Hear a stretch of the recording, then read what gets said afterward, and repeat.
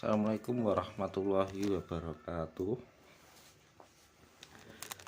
Kami dari kelompok 14 yang akan mempresentasikan fikih muamalah yang beranggotakan saya Ayub Abdurrahman, yang di samping saya ada Muhammad Dafa Haidar.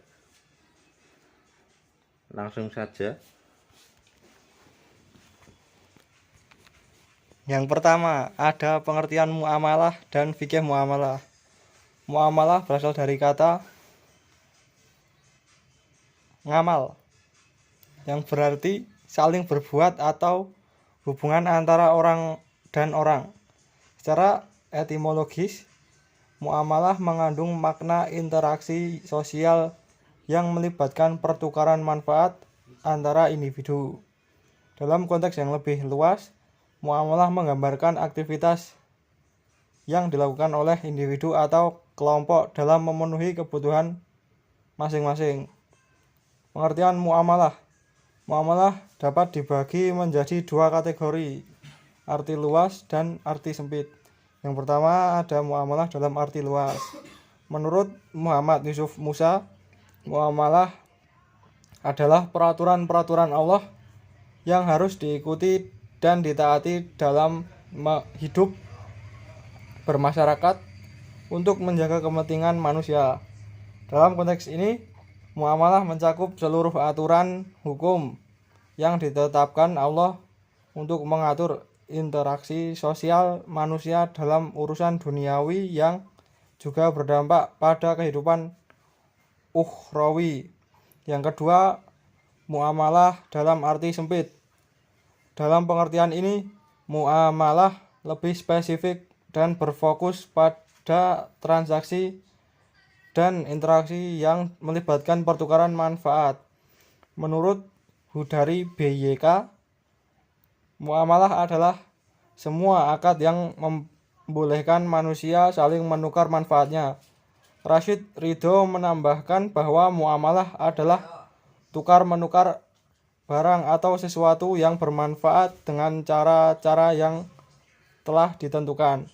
Dengan demikian, muamalah dalam arti sempit merujuk pada semua akad yang mengatur pertukaran manfaat sesuai dengan aturan yang telah ditetapkan oleh Allah. Pengertian fikih muamalah. Fikih muamalah adalah cabang ilmu fikih yang mengatur hukum-hukum terkait interaksi manusia dalam urusan keduniaan.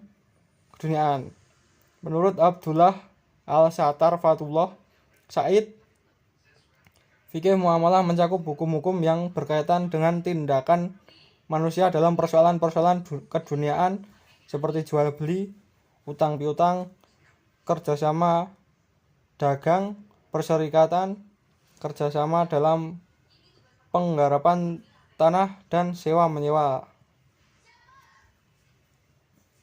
Pembagian muamalah. Pembagian fikih muamalah menurut Ibn Abidin. Yang pertama, muawadah maliyah, hukum kebendaan. Yang kedua, munakahat, hukum perkawinan. Yang ketiga, muhasamat, hukum acara. Yang keempat, amanat dan ariyah, pinjaman. Tirkah, harta peninggalan. Yang berikutnya, pembagian muamalah menurut Al-Fikri.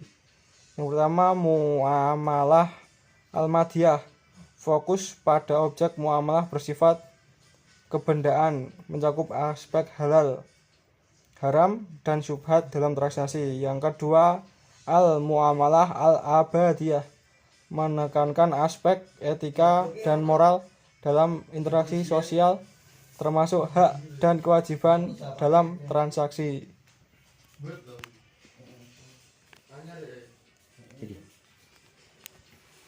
Selanjutnya ada ruang lingkup fikih muamalah.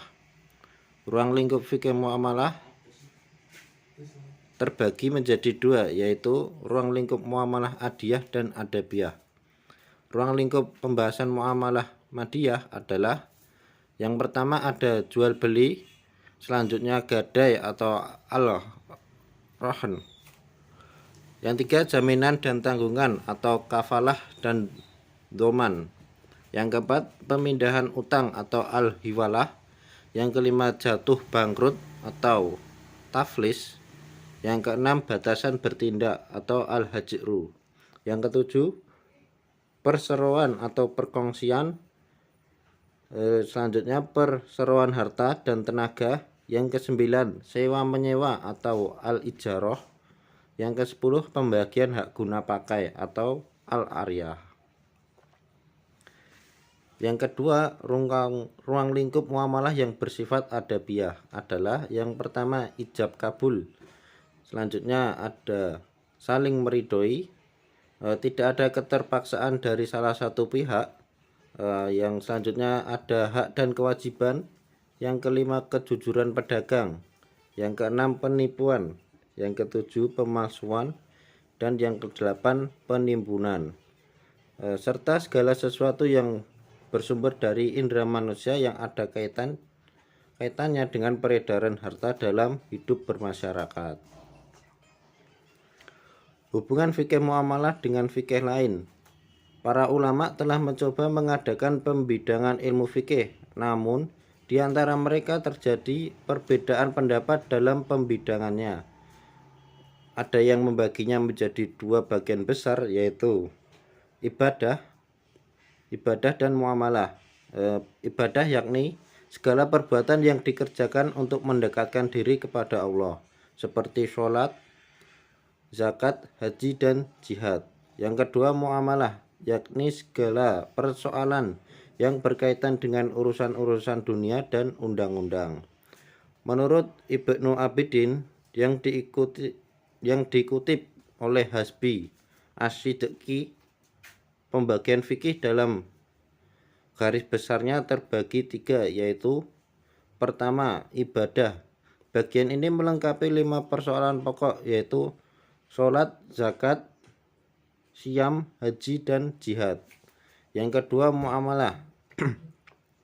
Bagian ini terdiri dari muawaddah, maliyah, munakahat, mukasyamat, dan tirkah atau harta peninggalan. Yang ketiga, ukubat. Bagian ini terdiri dari kisah, had kisos, had pencurian, had zina, had menuduh zina, takzir, tindakan terhadap pemberontak, dan pembegal. Perbedaan fikih muamalah dengan hukum perdata. Sebagaimana telah dijelaskan pada uraian yang lalu, bahwa muamalah terbagi dua pengertian, yaitu muamalah dalam arti luas dan arti sempit. Muamalah dalam arti luas mencakup masalah al-ahwal al-syakiyah, yakni hukum keluarga yang mengatur hubungan suami, istri, anak, dan keluarganya.